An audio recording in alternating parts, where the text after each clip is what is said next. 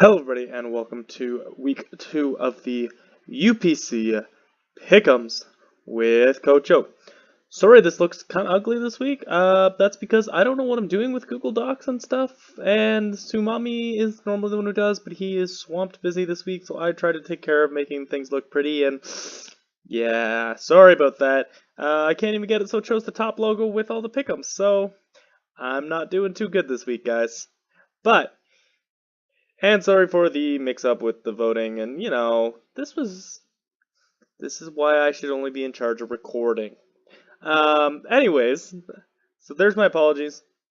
Let's jump right into the Pick'ems talk, starting with let's go over our totals from week 1. We had a fairly even week, a lot of teams in that 2-4 to 3-3 mark. We had 2 teams leading the lead, 2 coaches at 4-2, that being Easy and Knife. And then we had 1 coach who was at the bottom, which was Bash, who was 1-5. As a whole, we just proved we don't really know what we're doing when we pick these matches. But that comes partly from not knowing how each person's battles, etc., etc. Probably going forward, we'll get more accurate as we go. In terms of locks, we had 5 coaches get their lock right. You can check those out in that column there. And you will see the overall, which will be updated throughout the year. But yeah, you'll see that as we go on further into the year. And okay, so let's jump into this week's picks. Let's start with the first match, which is the Kartanas versus the Jazz. We have everyone who has made a pick, except for Grape, who is the coach of the Kartanas, picking the Jazz this week. If Grape can pull off the win, he will upset a whole lot of coaches, as he will be the only one getting that pick right and will do a long way to helping him in this Pick'em League, getting caught up from that 2-4 from week 1. The matchup here, it really comes down to, in my mind, Magirna runs roughshod over most of the Kartana's team. The only thing, like, Proteon, I don't know. I've never tried to actually say that out loud. That Greninja, that's OP, is has great coverage. It has really, really, really strong coverage. However, it doesn't really have anything to touch Magirna, besides hidden powers, which, while they can do some decent damage there, are not the greatest things in the world to try to be hitting with. And other than that, really, Typhlosion is kind of the only thing that really puts a big dent in Magirna, maybe Overheat from Mega Manectric.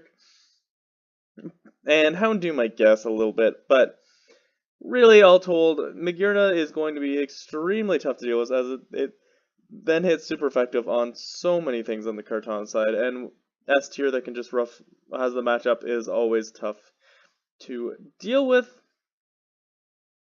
And what was the other thing that I had? Diggersby also can put in a lot of work on the Kartana side. I think Scarf Typhlosion, though, with the right coverage, is going to be an interesting bring. If it does come for the Kartanas, I think it can help alleviate some of the matchup problems with things like Scarf Solar Beam. If you can get Sun set up somewhere else, would be really good. Vileplume would like the Sun, Houndoom would like the Sun. Bringing Sunny Day Jirachi may be a good play here. Get the Sun set up for Typhlosion, Scarf Eruption with Scarf, Solar Beam, or maybe not even Scarf, but you're going to want Hidden Power Ice probably for Salamence, although you also want Hidden Power Fighting for Bisharp. It's one of those days, but I think Typhlosion can put in a lot of work with the right support. However, that being said, I just named off a whole lot of support that's going to be needed just to put a dent in the Jazz, and they, of course, have many mons that can deal with things. So we'll have to see if the Kartanas can pull this matchup out, but most of the coaches are not on their side this week. Moving into our next matchup, which is the New Jersey Noctowls versus the Portland Primates, we have 4 coaches who have voted going for the Noctowls, and we have 5 going for the Primates, with 1 locking in for the Primates. So looking at this matchup here, we have Metagross immediately threatened by Mega Charizard. That is the first thing to note. However, uh, Sylveon can put in a good chunk of work, even though Alola does threaten it a little bit. And what was the main thing that made me go Noctowls here? Besides Char-X being able to lay a huge dent in the very large proportion of the Primates teams. Then again, I said that last week. So,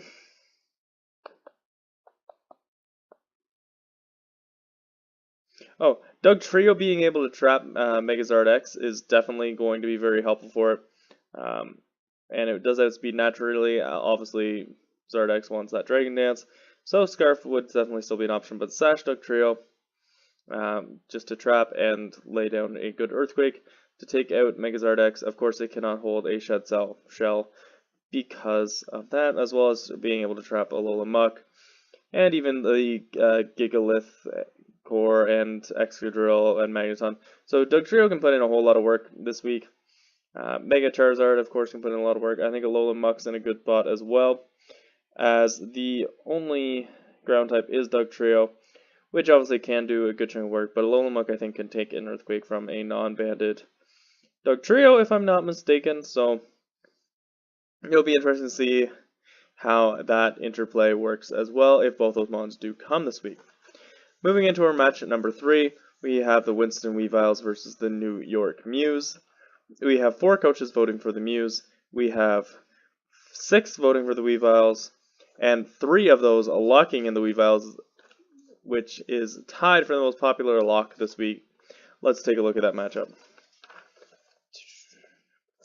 So, first thing I see is Clefable is threatened by Mega Lucario greatly. Cresselia, however, is not super threatened by the Mews team.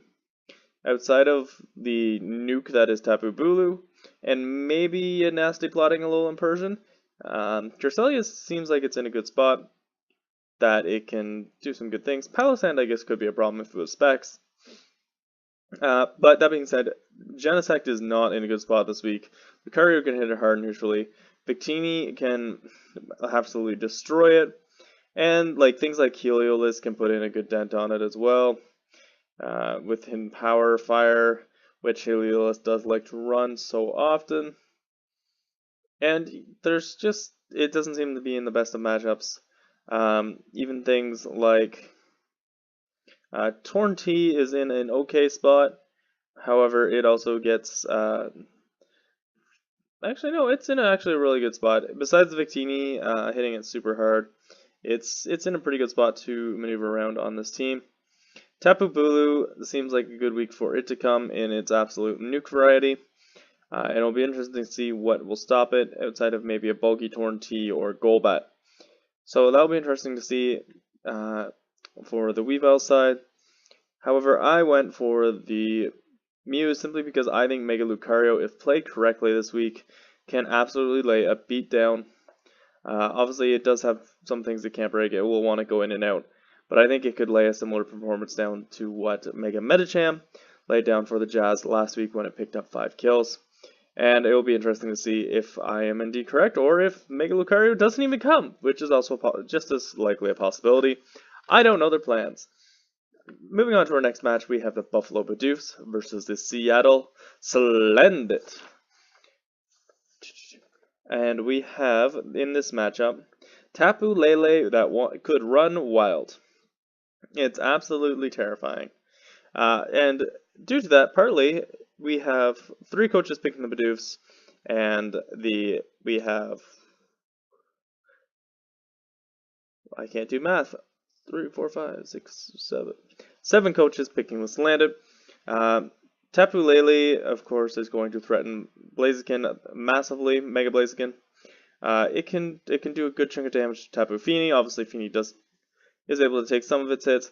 With Hidden Power Fire, which is a very common thing on Lele, Ferrothorn's going to not have any fun times. Goodra's not having any fun times, despite being as bulky as it is. Crocodile's not having any fun times. Swellow, okay, it can't take a hit anyways, but it could put a little dent in Lele. Cofagrigus can maybe take a hit, maybe. Masquerain, not really. Muck being the only poison type is not Alolan Muck, just normal Muck, is going to get destroyed. Coco, Lele can beat Coco if it's Scarf, which seems somewhat likely. Haragonal, that's not really doing enough. Metagross, of course, can't use Bullet Punch, so it has to Meteor Mash that thing. Within Power Fire, I'm not sure what the calc would be, but Lele could probably pick it off when it gets chipped down. And Girder, of course, is going to get threatened massively. That's a whole lot of good things for Lele. On the other side of things, I'm not sure too much what threatens Tapu Fini. Salazzle and Decidueye are not the most offensive of things. Vikavolt could definitely put a big big dent in it. And Zapdos, I suppose, as well, if it's a offensive Zapdos. Goodra could take some good shots outside of the big two being Mega Altaria and Tapu Lele. But besides that, Goodra looks like it's in a good spot. And it'll be interesting to see how the Bidoofs play around Traditional Ninja. They bring rocks, spikes, etc., etc. It's always interesting to see when you have a mon like Shedinja that can just win a game, but it's not a mon that you normally are threatened by sitting there, so it'll be interesting to see how that goes.